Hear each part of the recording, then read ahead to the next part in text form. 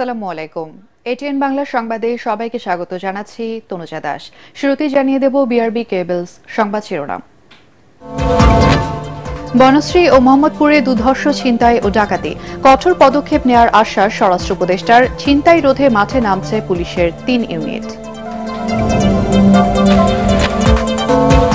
পতিত আওয়ামী লীগ সরকারের দোসররা বিপুল অর্থ খরচ করে দেশের আইন শৃঙ্খলা পরিস্থিতি অবনতির চেষ্টা করছে, রাজশাহীতে বললেন আইন উপদেষ্টা।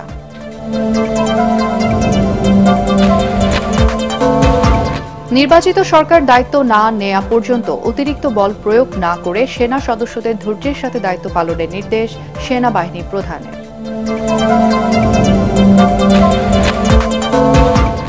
দেশকে খাদের কিনারা থেকে তুলে আনতে যেকোনো মূল্যে গণতন্ত্র ও ভোটাধিকার পুনঃপ্রতিষ্ঠা করতে হবে, খুলনা মহানগর বিএনপির সম্মেলনে তারেক রহমান।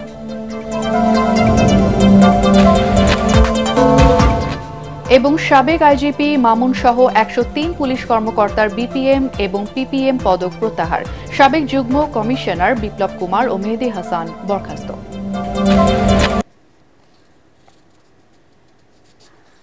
শুনছিলেন বিআরবি কেবলস সংবাদ শিরোনাম। সংবাদে এছাড়াও থাকছে, ময়মনসিংহের ব্রহ্মপুত্র নদের তীরে হয়ে গেল ব্যতিক্রমী বিড়াল প্রদর্শনী, সন্তানদের মোবাইল আসক্ত থেকে ফেরানোর প্রচেষ্টা আয়োজকদের।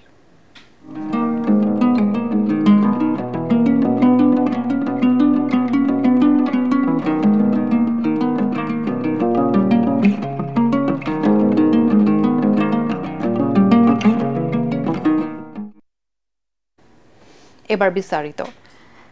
রাজধানীর বনশ্রীতে গত রাতে গুলি করে এক জুয়েলারি ব্যবসায়ীর থেকে ১৬০ ভরি স্বর্ণালংকার ও নগদ লক্ষাধিক টাকা ছিনতাই করে নিয়ে গেছে সন্ত্রাসীরা। একই ঘটনা ঘটেছে মোহাম্মদপুরেও। দেশের এই অরাজক পরিস্থিতির জন্য স্বরাষ্ট্র উপদেষ্টার পদত্যাগের দাবিতে বিক্ষোভ করেছেন ঢাকা বিশ্ববিদ্যালয়ের সাধারণ শিক্ষার্থীরা।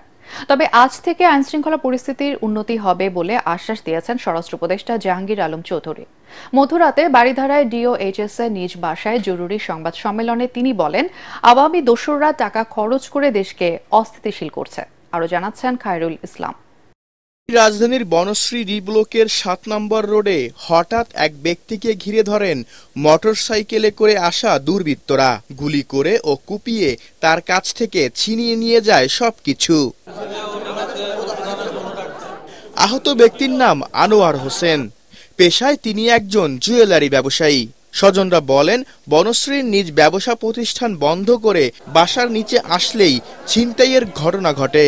আমি ভাবছি হয়তো আগুন লাগছে বা এরকম কিছু, পরে দেখি যে কি শব্দ গুলির, পরে দেখি আব্বু শুয়ে আছে মাটিতে, আব্বুরে কোপাইছে, ৬টা গুলি করছে। বনশ্রী সোসাইটি এটা যে বর্তমান যে পরিষদ আছে, আসলে তারা ব্যর্থতার একটা পরিচয় দিতেছে আমাদের নিরাপত্তা নেই। ঘটনার পরপরই ঘটনাস্থলে হাজির হন সেনাবাহিনী, র্যাব, পুলিশ সহ আইন শৃঙ্খলা বাহিনীর সদস্যরা। দেশে ছিনতাই, ডাকাতি, ধর্ষণের ঘটনা বাড়ায় স্বরাষ্ট্র উপদেষ্টার পদত্যাগের দাবিতে বিক্ষোভ মিছিল করেন ঢাকা বিশ্ববিদ্যালয়ের শিক্ষার্থীদের একটি অংশ।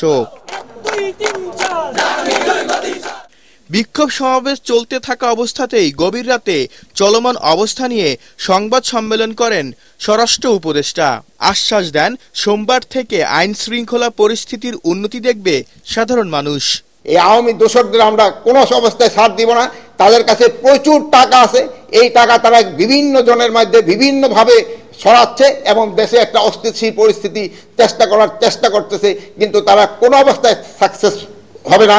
আমি বাহিনীর সবাইকে ইনস্ট্রাকশন দিয়েছি, আগামীকাল থেকে যেন কোথাও কোনো কিছু না ঘটে, এই জন্য তারা ব্যবস্থা নেবে। যে কারণে পদত্যাগের দাবি করা হচ্ছে, তা যদি পূরণ করতে পারেন তাহলে পদত্যাগের প্রশ্ন আর উঠবে না বলেও জানান তিনি। তারা চাচ্ছে আইন শৃঙ্খলা পরিস্থিতি উন্নতি। আমি আইন শৃঙ্খলা পরিস্থিতি যেন উন্নতি হয়, আমি এই ব্যবস্থা করতেছি এবং এই আইন শৃঙ্খলা পরিস্থিতি আগের থেকে অনেক উন্নতি হয়েছে এবং এটা আরো উন্নতি হতে থাকবে। আইন শৃঙ্খলা বাহিনী দায়িত্ব পালনে গাফিলতি করলে তাদের বিরুদ্ধেও কঠোর ব্যবস্থা নেওয়ার কথা জানান স্বরাষ্ট্র উপদেষ্টা। খায়রুল ইসলাম, এটিএন বাংলা, ঢাকা। এদিকে ছিনতাই প্রতিরোধে পুলিশের 3টি বিশেষায়িত ইউনিট শীঘ্রই মাঠে নামবে বলে জানিয়েছেন আইজিপি বাহারুল আলম। সকালে রাজশাহীর প্রাইমারি ট্রেনিং সেন্টারে দেশের পরিবর্তিত পরিস্থিতিতে মানবাধিকার ও পরিবেশের ওপর গুরুত্ব সহ আইন প্রয়োগ বিষয়ক কর্মশালায় যোগ দিয়ে তিনি একথা বলেন। এ সময় পুলিশ মহাপরিদর্শক বলেন, ছিনতাই প্রতিরোধে ঢাকা মেট্রোপলিটন পুলিশ, র্যাব ও অ্যান্টি টেরোরিজম ইউনিট যৌথ টহল দেবে। এটি আজ থেকেই বাস্তবায়িত হবে বলে জানান তিনি। এভাবে অবস্থার উন্নতি না হলে বিকল্প কৌশল অবলম্বন করা হবে বলেও জানান তিনি। ডাকাতি ছিনতাই বাড়ার পেছনে রাজনৈতিক উদ্দেশ্য থাকতে পারে বলে আশঙ্কা পুলিশ প্রধানের।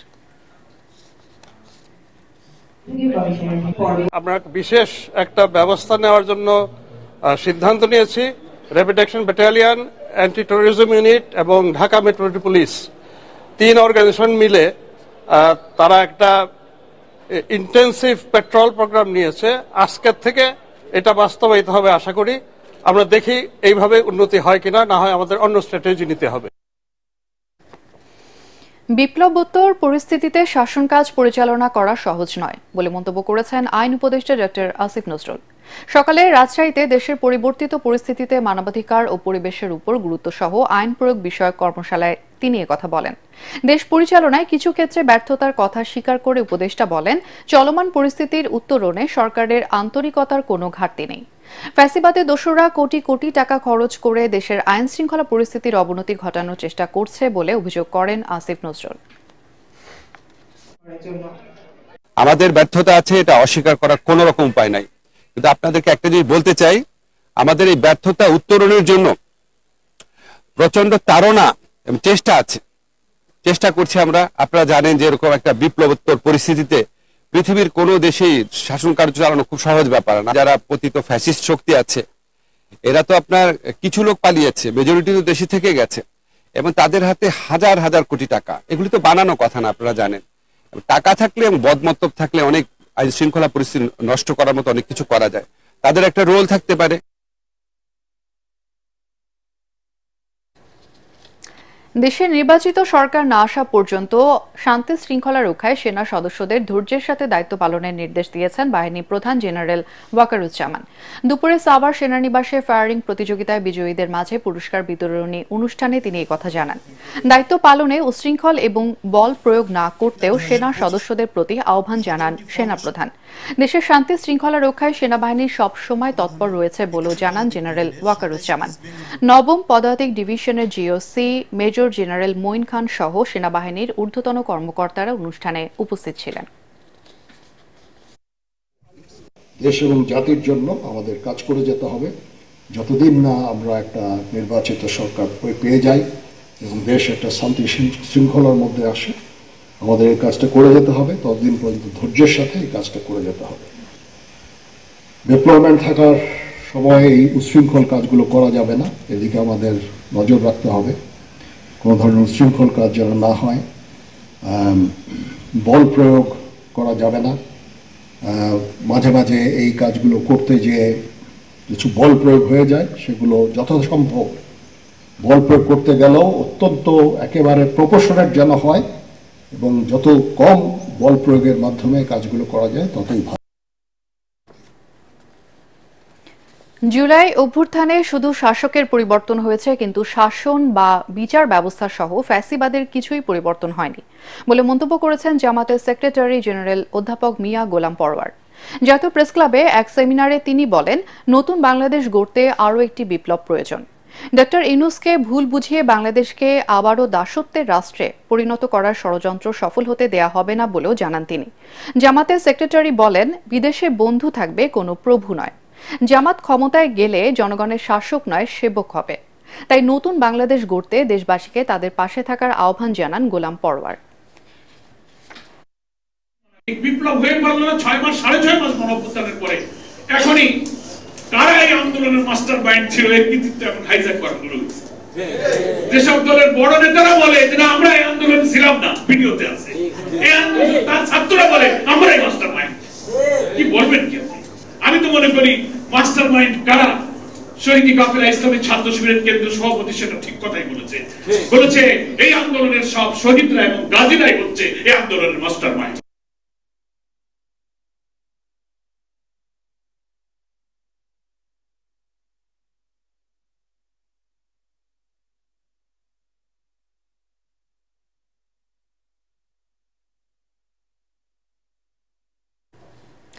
সাবেক পুলিশ মহাপরিদর্শক চৌধুরী আব্দুল্লাহ আল মামুন সহ 103 জন পুলিশ কর্মকর্তার বিপিএম এবং পিপিএম পদক প্রত্যাহার করা হয়েছে। রাষ্ট্রপতির আদেশক্রমে স্বরাষ্ট্র মন্ত্রণালয়ের জননিরাপত্তা বিভাগের সিনিয়র সহকারী সচিব তৌসিফ আহমেদের সই করা প্রজ্ঞাপনে এই আদেশ জারি করা হয়েছে। এতে বলা হয় 2018 সালের 30 ডিসেম্বর অনুষ্ঠিত বিতর্কিত দশম জাতীয় সংসদ নির্বাচনে প্রত্যক্ষভাবে জড়িত 103 জন কর্মকর্তার অনুকূলে প্রদানকৃত বাংলাদেশ পুলিশ পদক 2018 এর বিপিএম এবং রাষ্ট্রপতির পুলিশ পদক পিপিএম প্রত্যাহার করা হলো।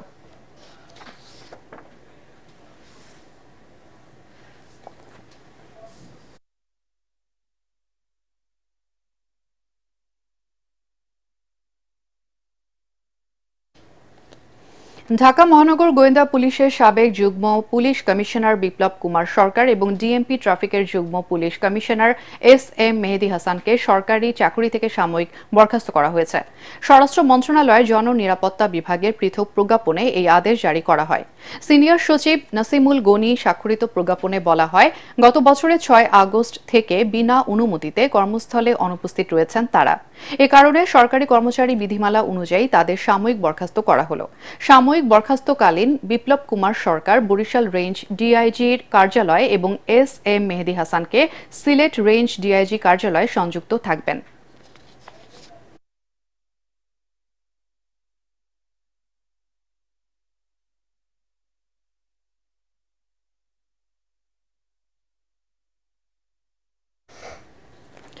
বাংলাদেশকে খাদের কিনারা থেকে তুলে আনতে গণতন্ত্র ও জনগণের ভোটাধিকার নিশ্চিত করতে হবে বলে মন্তব্য করেছেন বিএনপির ভারপ্রাপ্ত চেয়ারম্যান তারেক রহমান। দলের খুলনা মহানগর সম্মেলনে ভার্চুয়ালি যুক্ত হয়ে তিনি বলেন, গণতান্ত্রিক শক্তি অযাচিত তর্কে বিতর্কে জড়ালে পতিত স্বৈরাচার ও দেশ বিরোধী শক্তি তার সুযোগ নিতে পারে। তাই সবাইকে সতর্ক থাকতে হবে। খুলনা প্রতিনিধি এস.এম. হাবিবকে সাথে নিয়ে রিপোর্ট করছেন মইনুল আহসান। জাতীয় নির্বাচনকে সামনে রেখে সারা দেশে দল পুনর্গঠনকে সবচেয়ে গুরুত্ব দিয়ে ধারাবাহিকভাবে জেলা সম্মেলন করছে বিএনপি। এর ধারাবাহিকতায় 16 বছর পর খুলনা মহানগর বিএনপির সম্মেলনের আয়োজন ছিল শহরের সার্কিট হাউস ময়দানে।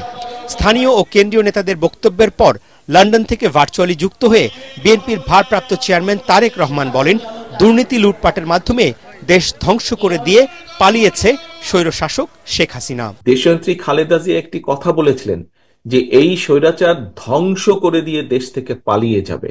আজ পরতে পরতে সেই কথাটি সত্য হয়েছে যে স্বৈরাচার লুটপাট করে, এই যেই স্বৈরাচার পালিয়ে গেছে লুটপাট করে এই দেশকে ধ্বংস করে দিয়ে তারা পালিয়ে গেছে।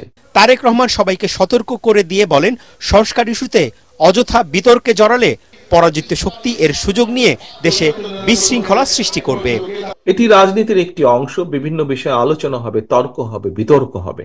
তবে আমাদেরকে খেয়াল রাখতে হবে আমরা তর্ক বিতর্ক করতে গিয়ে দেশে এমন পরিস্থিতির উদ্ভব যাতে না হয়, যাতে করে সেই স্বৈরাচার হোক অথবা এমন কেউ হোক যারা বাংলাদেশের ভালো চায় না, এমন কেউ সুযোগ পেয়ে যাক। এ ব্যাপারে আমাদেরকে সতর্ক থাকতে হবে। জনসমর্থন বিএনপির পক্ষে দাবি করে তারেক রহমান জাতীয় নির্বাচনের জন্য নেতাকর্মীদের প্রস্তুতি নেয়ার আহ্বান জানান।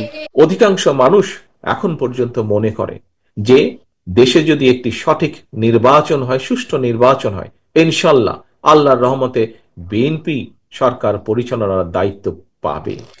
কিন্তু শুধু এই আশা নিয়ে বসে থাকলে চলবে না। সেই জন্য আমাদেরকে নিজেদেরকে তৈরি করতে হবে, প্রত্যেকটি নেতাকর্মীকে সেই জন্য তৈরি হতে হবে।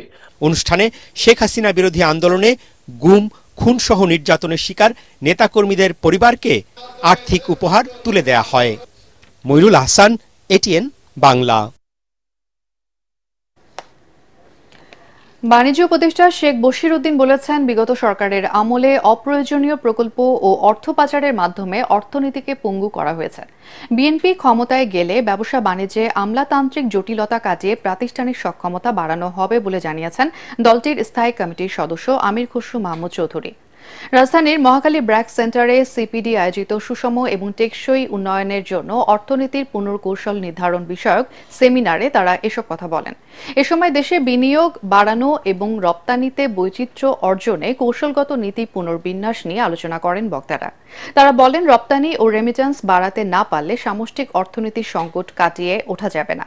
সেই সাথে বাণিজ্য নীতি সংশোধন না হলে রপ্তানি মুখ থুবড়ে পড়বে বলে আশঙ্কা বিশ্লেষকদের।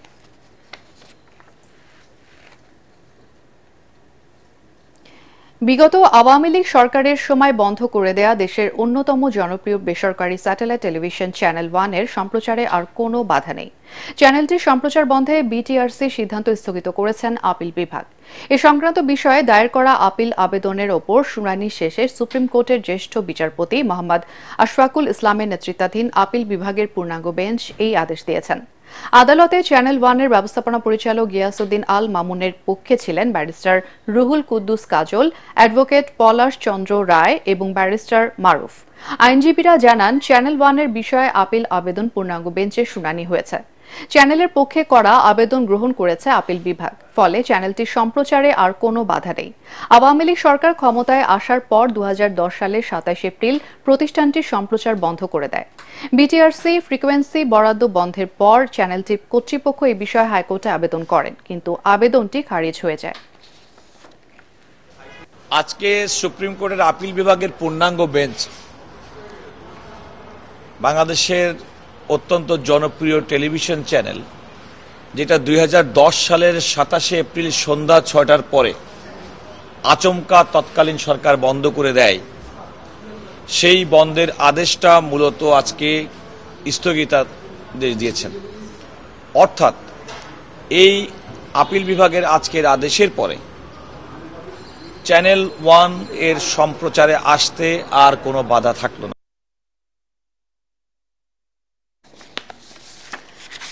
এমবিবিএস এবং বিডিএস ছাড়া অন্য কাউকে চিকিৎসকের স্বীকৃতি না দেওয়া সহ 5 দফা দাবিতে দ্বিতীয় দিনের মতো কর্মবিরতি পালন করছেন চট্টগ্রাম মেডিকেল কলেজ হাসপাতালের ইন্টার্ন চিকিৎসকরা। দাবি না মানলে কর্মবিরতি চলমান রাখা সহ কঠোর কর্মসূচির হুঁশিয়ারি দিয়েছেন তারা। এতে ব্যাহত হচ্ছে ভর্তি রোগীদের চিকিৎসা সেবা।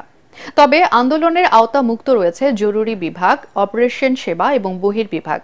এদিকে চমেক হাসপাতালের পরিচালক জানান, ইন্টার্ন চিকিৎসকদের কর্মবিরতির কারণে চিকিৎসা ব্যবস্থা কিছুটা ব্যাহত হলেও ডাক্তার নার্সদের বাড়তি ডিউটির পাশাপাশি স্থায়ী চিকিৎসকদের সঙ্গে উচ্চতর কোর্সে অধ্যয়নরত চিকিৎসকরা সেবা দিয়ে যাচ্ছেন।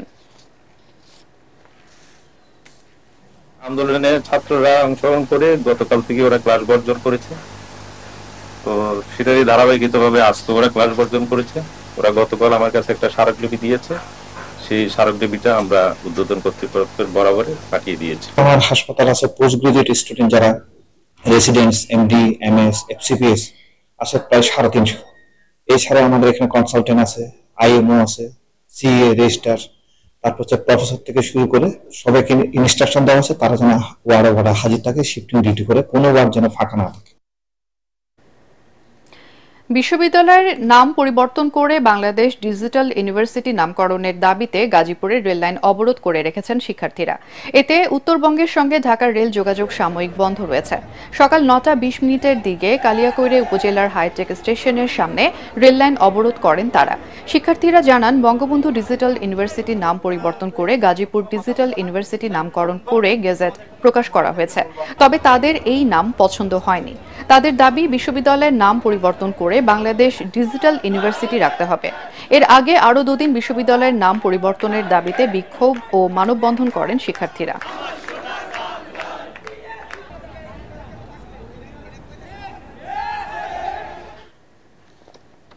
সন্তানদের মোবাইলের আসক্তি থেকে ফেরাতে ব্যতিক্রমী এক প্রদর্শনী হয়ে গেল ময়মনসিংহে। শিক্ষা ও সংস্কৃতি শহরটিতে প্রথমবারের মতো আয়োজন করা হয় দেশি বিদেশি নানা প্রজাতি বিড়ালের প্রদর্শনী। এতে রং বেরঙের শতাধিক বিড়াল নিয়ে অংশ নেন বিড়াল প্রেমীরা। প্রযুক্তির যুগে সন্তানদের মোবাইল সহ অন্য ডিভাইসে আসক্ত না করে লেখাপড়ার পাশাপাশি জীব প্রেমে শেখাতে এই আয়োজন দৃষ্টান্ত হয়ে থাকবে বলে দাবি আয়োজকদের। ময়মনসিংহ থেকে শাহ আলম উজ্জ্বলের পাঠানো তথ্য ও ছবিতে আরো জানাচ্ছেন শরীফুল ইসলাম।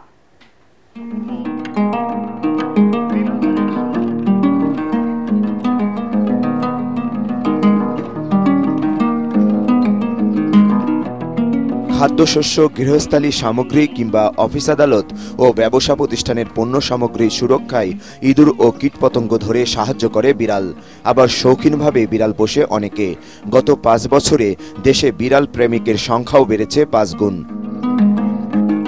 আদুরে এই প্রাণীটির প্রতি মানুষের ভালোবাসা বাড়াতে বিচিত্র প্রজাতি ও রং বেরঙের বিড়াল নিয়ে প্রদর্শনীর আয়োজন করা হয় ব্রহ্মপুত্র নদীর তীরে ময়মনসিংহের শিল্পাচার্য জয়নুল আবেদিন পার্কে। প্রদর্শনীতে আসা বিড়াল প্রেমীরা তাদের পোষা বিড়ালকে মিনি, আদর, পুষি, জোজো, লিও নাম ধরে ডাকলেই সাড়া দেয় তাতে। কারো কারো গলায় ছিল ঘণ্টা বাঁধা, পরনে দামি বেল্ট ও বাহারি সাজসজ্জা। এ হচ্ছে পার্সিয়ান ট্রেডিশনাল পার্সিয়ান, এরকে আমরা লিও বলে ডাকি। ওকে আমি পাই আমার ঘরের মধ্যেই, কিন্তু ওকে আর পরে ছাড়তে পারি নাই এবং ওই একজন আমাদের ফ্যামিলি মেম্বার হয়ে গেছে। পড়াশোনার পাশাপাশি আমি ওদেরকে আদর করি, ওদের যত্ন করি, অসুস্থ হয়ে পড়লে ওদেরকে আমি ভেটে নিয়ে যাই। শখের বশে পশুর প্রতি ভালোবাসা ও শিশুদের মোবাইলের প্রতি আসক্ত দূর করতে অনেকে লালন পালন করছে বিড়াল। আমরা দিন দিন তো ফোন অ্যাডিক্টেড হয়ে যাচ্ছি, তো আমরা ফোনের প্রতি সময় না দিয়ে যদি আমাদের বিড়ালের প্রতি ভালোবাসা দেখায়, তাহলে এই ভালোবাসাটা কিন্তু ওরাও আমাদেরকে ফিরিয়ে দেয়। ফোনে টাইম নষ্ট না করে আমি বিড়াল পালি শখের বশে। অ্যানিম্যাল বিজ্ঞানীরা জানিয়েছেন বাংলাদেশে 15 প্রজাতির বিড়াল লালন পালন করা হয়। এর মধ্যে দেশি ও সংকর জাতের বিড়াল বেশি। করোনা মহামারীর সময় থেকে বিড়াল পোষার সংখ্যা বেড়েছে বলে জানান তারা। আমাদের সন্তানের মতোই ওরাও, ওদেরকে আমরা লালন পালন করি, চিকিৎসা দেই। অ্যাটলিস্ট আমার কোনো মন খারাপ থাকলে সে আমার মন খারাপের সঙ্গী। ওকে আমি বাচ্চার মতো লালন পালন করতেছি, ওকে নিজের সন্তানের মতো দেখি। প্রদর্শনীতে বিড়ালের বিনামূল্যে টিকা ও লালন পালনের পরামর্শ দেওয়া হয়। বিড়াল এবং অন্যান্য পোষা প্রাণীর সঠিক যত্ন নেওয়ার তাগিদ দেন বিশেষজ্ঞ চিকিৎসকরা। চিকিৎসা এবং পরামর্শের জন্য, ইমিউনাইজেশনের জন্য, মানে ভ্যাকসিনেশনের জন্য প্রতিনিয়ত বিড়াল নিয়ে যায় আমাদের বাংলাদেশ কৃষি বিশ্ববিদ্যালয়ের যে ভেটেরিনারি টিচিং হসপিটাল আছে। নাগরিক জীবনে ক্ষণিকের স্বস্তি আর বিড়াল প্রেমীদের জন্য বিরল এই আয়োজন বয়ে আনে ভিন্ন এক আনন্দের অনুভূতি। Bureau report, ATN Bangla. নির্বাচন কমিশনের লক্ষ্যই হচ্ছে সংসদ নির্বাচন আয়োজন করা, তবে রাজনৈতিক সমঝোতার মাধ্যমে নির্বাচন হওয়া দরকার। Reporters forum for election and democracy RFEDর অনুষ্ঠানে অংশ নিয়ে সিএসি বলেন, ডিসেম্বরে সংসদ নির্বাচন আয়োজন করতে হলে অক্টোবরে তফসিল দিতে হবে। এই সময়ের মধ্যে আইন শৃঙ্খলার উন্নতি হবে বলেও আশা করেন প্রধান নির্বাচন কমিশনার। আগামী 27 ফেব্রুয়ারি বিএনপির বর্ধিত সভার ভেন্যু পরিদর্শন করেছেন সভা বাস্তবায়ন উপ কমিটির সদস্যরা। জাতীয় সংসদ ভবনের LD হল প্রাঙ্গণে বর্ধিত সভা আয়োজনে প্রস্তুতি কাজ পরিদর্শন করেন বিএনপির যুগ্ম মহাসচিব শহীদউদ্দিন চৌধুরী অ্যানি, কোষাধ্যক্ষ রশিদুজ্জামান মিল্লাত এবং মিডিয়া সেলের আহ্বায়ক আলমগীর পাভেল। এ সময় দলটির নেতারা জানান, সুন্দর ও সফলভাবে বর্ধিত সভা বাস্তবায়নের প্রস্তুতি শেষ পর্যায়ে। এ সভায় দলের ভবিষ্যৎ কর্মপরিকল্পনা নির্ধারণে বিএনপির শীর্ষ পর্যায় থেকে তৃণমূলের নেতাদের মতামত নেওয়া হবে। দেশবিরোধী ষড়যন্ত্র মোকাবেলা এবং গণতন্ত্র প্রতিষ্ঠায় দিক নির্দেশনা দেবেন দলের ভারপ্রাপ্ত চেয়ারম্যান তারেক রহমান।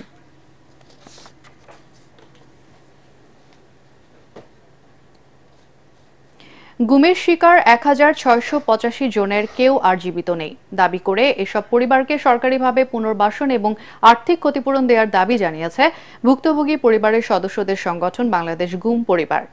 রাজধানী তোপখানা রোডে ক্র্যাব মিলনায়তনের সংগঠনের প্রধান সমন্বয়ক বলেন, এখনো একটি চক্র তাদের বিরুদ্ধে মিথ্যা মামলা দিয়ে ভয়ভীতি দেখাচ্ছে। এ অবস্থায় দ্রুত তাদের বিরুদ্ধে আইনি ব্যবস্থা নেয়ার দাবি জানান তিনি।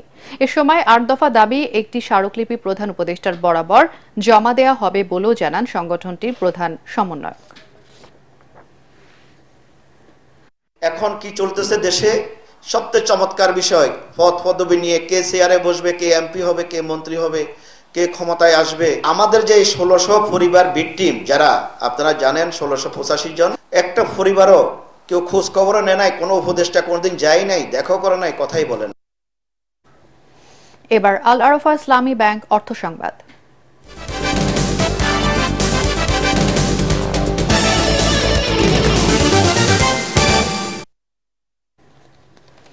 ঝিনাইদহে শুরু হয়েছে 3 দিনের কৃষি প্রযুক্তি প্রদর্শন মেলা।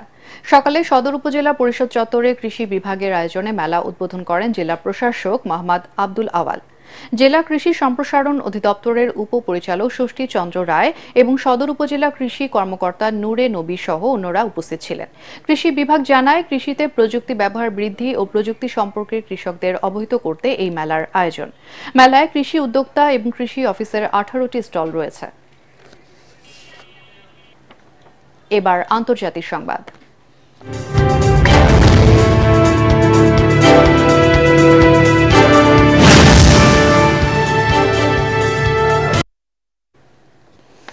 রাশিয়ার সাথে যুদ্ধে ইউক্রেনকে দেয়া অর্থ সহায়তা ফেরত চাওয়ার পরদিনই মার্কিন প্রেসিডেন্ট ডোনাল্ড ট্রাম্পের সঙ্গে দেখা করার আগ্রহ জানালেন প্রেসিডেন্ট ভলোদিমির জেলেনস্কি। একই সঙ্গে ইউক্রেনের শান্তি ফেরাতে প্রয়োজনে প্রেসিডেন্ট পদ ছাড়তেও রাজি বলে জানান তিনি। এতে চলতি সপ্তাহের মধ্যেই রাশিয়া ইউক্রেন সংঘাতের অবসান হতে পারে বলে আশা করছে হোয়াইট হাউস। আরও জানাচ্ছেন শরীফুল ইসলাম।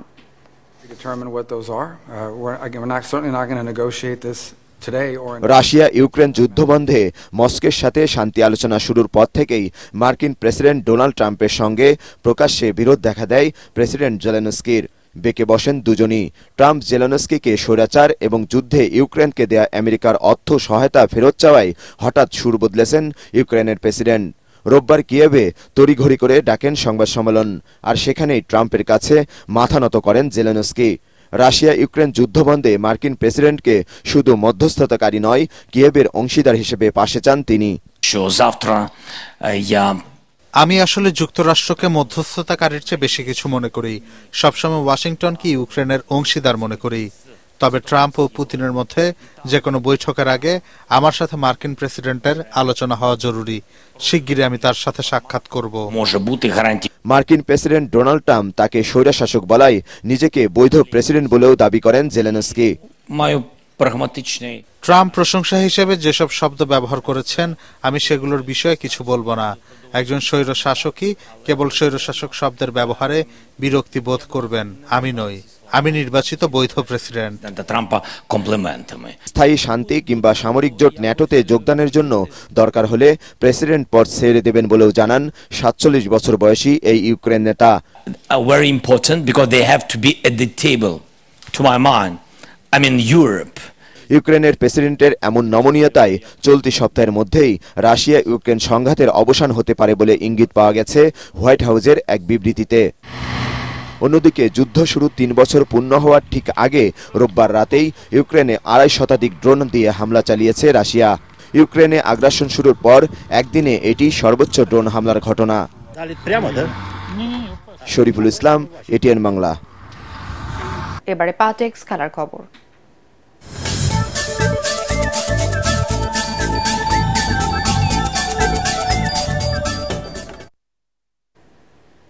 রাওয়ালপিন্ডিতে চ্যাম্পিয়ন্স ট্রফির ম্যাচে বাংলাদেশের বিপক্ষে টস জিতে বোলিংয়ের সিদ্ধান্ত নিয়েছে নিউজিল্যান্ড।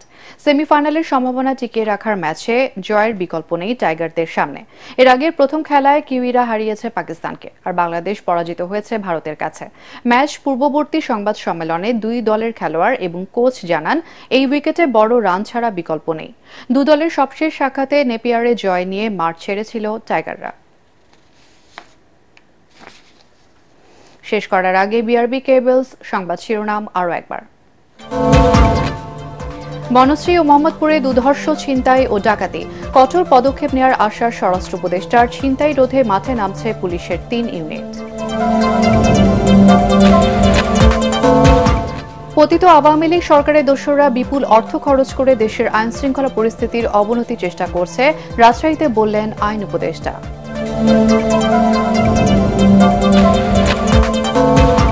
নির্বাচিত সরকার দায়িত্ব না নেওয়া পর্যন্ত অতিরিক্ত বল প্রয়োগ না করে সেনা সদস্যদের ধৈর্যের সাথে দায়িত্ব পালনের নির্দেশ সেনাবাহিনী প্রধানের।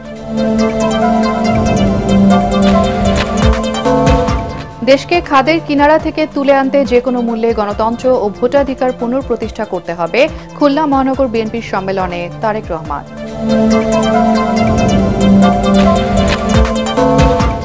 এবং সাবেক আইজিপি মামুন সহ 103 পুলিশ কর্মকর্তার বিপিএম এবং পিপিএম পদক প্রত্যাহার। সাবেক যুগ্ম কমিশনার বিপ্লব কুমার ও মেহেদী হাসান বরখাস্ত। আর এই ছিল এখনকার সংবাদ। আমাদের এটিএন বাংলার সংবাদ ইউটিউবে দেখতে ব্রাউজ করুন youtube/ATN Bangla News।